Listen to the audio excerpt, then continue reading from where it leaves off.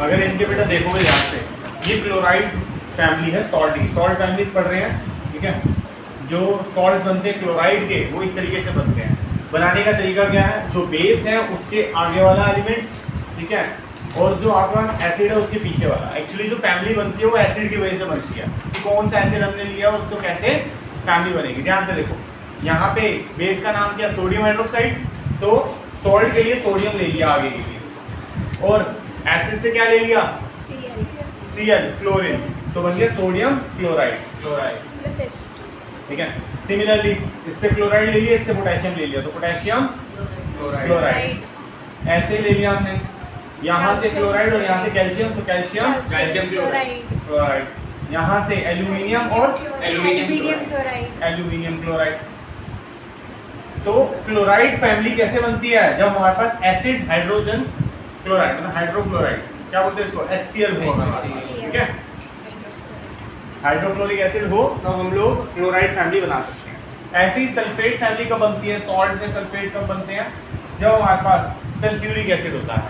Sulphuric acid sulphuric है, तो उसके पीछे वाला क्या है, सल्फेट SO4, एसिड के अंदर पीछे हिरेश, एसिड के पीछे और हाँ किसका आगे वाला, बेस गैस वाला, तो Na2SO4। ऐसे ही पोटेशियम आगे वाला, SO4 पीछे वाला, पोटेशियम सल्फेट। तो इसमें SO नहीं होता? आता बेटा आता है, वो तो बाय प्रोडक्ट है, लिख लो।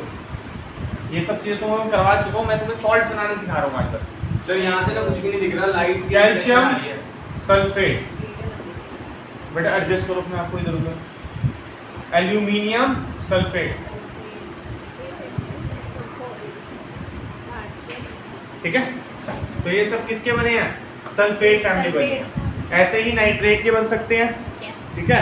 ऐसे किसकी बन सकती है, नाइट्रेट की, तो आओ नाइट्रेट के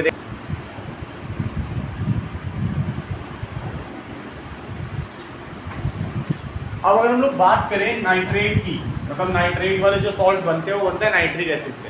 कैसे बनते हैं, ऑब्वियसली बात है, एसिड के पीछे वाले और बेस के आगे वाले, तो NaNO3। देखो बेटा याद तो आप लोगों को वैलेंसीज तो कम से कम रखनी पड़ेगी, ठीक है। देखो जिसकी वैलेंसी 1 है वो NO3 की 1 है, तो वो तो सही आ जाएगा आपका आंसर। लेकिन जिसकी वैलेंसी क्या है 2, उस केस में आप करोगे गलत। तो सबसे ज़्यादा गलती होती है एल्यूमिनियम के केस में, बच्चा कहता है एक बार 3 लिख दिया, एक और बार क्यों लिखूं। बेटा वैलेंसी है तो लिखना पड़ेगा, चाहे 4 बार लिखना पड़े। 4 बार ऐसे लिखना नहीं होता है, एक ही बार लिखना होता है वैलेंसीज के केस में। तो ऐसे होगा। और ये बना कैसे है, अगर बेटा वैलेंसी आपको अच्छे से लर्न है ना बेटा, तो इधर देखो, तो ये बनता कैसे, एल्यूमिनियम की वैलेंसी +3, NO3 की वैलेंसी -1। ये 3 का वैलेंसी से कोई लेना देना नहीं, इस वाले 3 का। ये NO3 का खुद का फॉर्मूला है, वैसे SO4 का खुद का फॉर्मूला है ना, 4 नीचे ओके, वैसे ये खुद का फॉर्मूला है। अब इससे बात करो वैलेंसी से, हर्षित वैलेंसी से बात कर। Al ऐसे इधर आया, NO3 ब्रैकेट लगानी है और फिर 3 इसके पैर में लगाना है, फोकस डन। और ऐसे ही ये 2 वाला भी है, कैल्शियम नाइट्रेट।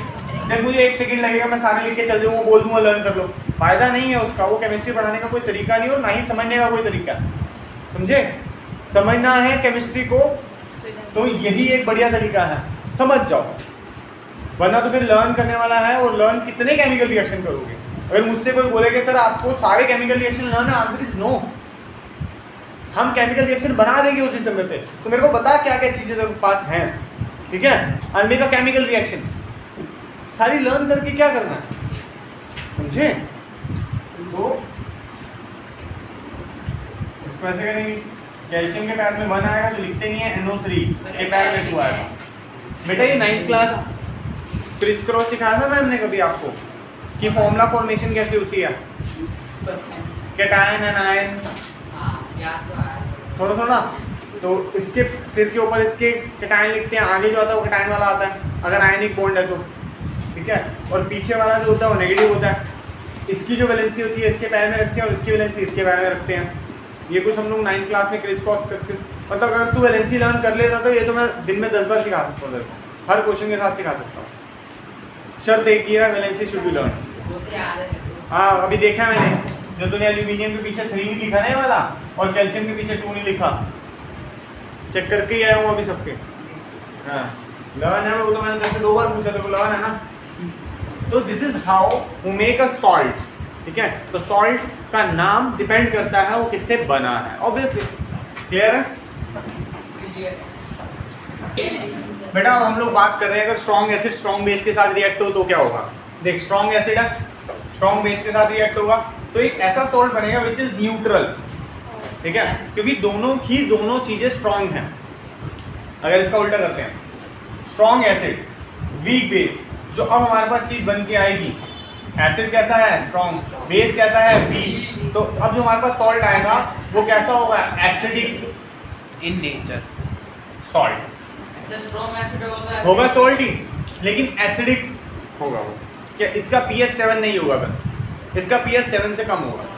आई बात समझ? ऊपर वाले का pH 7 है NaCl का। हाँ, डॉट तो वो वाटर है, डॉट 7 की बात नहीं कर सकता, मतलब कि अप्रोक्सीमेटली 7 के आसपास तो थोड़ा बहुत रहेगा ही रहेगा। वो प्योर वाटर जैसा है, प्योर वाटर जैसा कह सकते हैं फिर हम लोग उसको, ठीक है। अनरिएक्टिव है वो। अगला हमारे पास है वीक एसिड स्ट्रॉन्ग बेस, तो इसका जो तो base- कह सकते हैं सॉल्ट बनेगा बेसिक सॉल्ट होगा, बेसिक सॉल्ट। क्लियर है? Done yes sir. बेटा हम लोग बात करेंगे कॉमन सॉल्ट से क्या क्या हो सकता है। ये जो सॉल्ट अभी हम लोगों ने देखा है, ठीक है, एक कह सकते हैं ये न्यूट्रल सॉल्ट है, और यही वो सॉल्ट है जो हम लोग घर में सबसे ज़्यादा यूज़ करते हैं, ठीक है। और या हम लोग ये भी कह सकते हैं ये वो सॉल्ट है जो हमारे सॉल्ट के अंदर सबसे ज़्यादा प्रेजेंट है। सर कहना क्या चाहते हो, हिंदी में समझाओ। देख भाई, जो हमारे घर में सॉल्ट का डब्बा है, कह सकते हो उसके अंदर 95 से 95, 96, 97% यही प्रेजेंट है। उसके अलावा भी बहुत सारे छोटे मोटे सॉल्ट्स प्रेजेंट होते हैं। एग्जांपल के लिए आयोडीन, पोटेशियम क्लोराइड भी प्रेजेंट होता है उसके अंदर, नमक ठीक है। नमक ही है बेटा, ये भी नमक ही है, लेकिन सबसे ज़्यादा ये प्रेजेंट होता है। इसी में आयोडीन होता है। आयोडीन बेटा, आयोडिनाइज उसको बाद में किया जाता है। वो कैसे? आयोडिनाइज किया जाता है कि उसके अंदर वेपर्स डालते हैं आयोडीन के, उसके अंदर सिरप डालते हैं आयोडीन का, ठीक है, कुछ बूंदे उसके अंदर डाल देते हैं और उसको एकदम सील पैक कर देते हैं, जिसकी वजह से आयोडीन उड़ ना जाए उसके अंदर, ठीक है। उड़ भी जाता है ऐसे? उड़ जाता है ना यार, जैसे इवेपोरेशन होता है उसका। बॉक्स में आयोडीन को थोड़ा सा गर्मी करोगे, हल्की सी भी गर्म टेम्परेचर पे यार उड़ जाएगा वो। इसलिए तुमने देखा है समझदार जो लोग होते हैं उनके घर में जो सॉल्ट की जो कह सकते हैं जो बॉक्स है वो पैक्ड होता है, नमकदानी, ठीक है, पैक्ड होता है। नमकदानी के अंदर तो बेटा उस नमक के अंदर जो आयोडीन था वो तो गया, ठीक है। और वो वाला अगर आयोडीन आपको चाहिए तो आप सब्जी के ऊपर डालोगे वैसे ही उड़ जाएगा आयोडीन, तो आप उसको रो खा सकते हो। नमक का रो थोड़ा खाएंगे, जैसे पानी में डाल के स्प्रिंकल कर दिया किसके ऊपर, जो भी हमारे जो कह सकते हैं सैलेड रहती है उसके ऊपर, जैसे नींबू पानी पीते हो तो उसके अंदर डालो, ठीक है। नींबू पानी में नमक डलता है, काला नमक डलता है।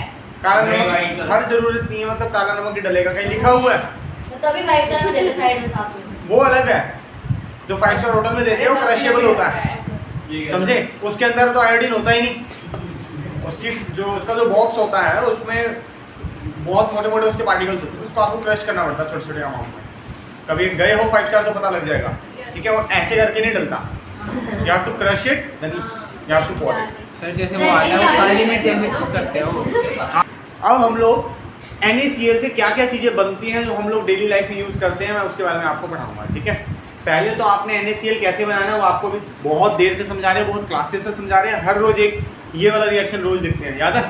Yes sir. ये न्यूट्रलाइज रिएक्शन है, सबसे ज़्यादा न्यूट्रल यही रिएक्शन है। Strong acid strong base, neutralize salt and water, right. तो अब NaCl से बहुत सारी चीज़ें बनती हैं, ठीक है, like washing soda, baking soda, ये जो सर, हो गया।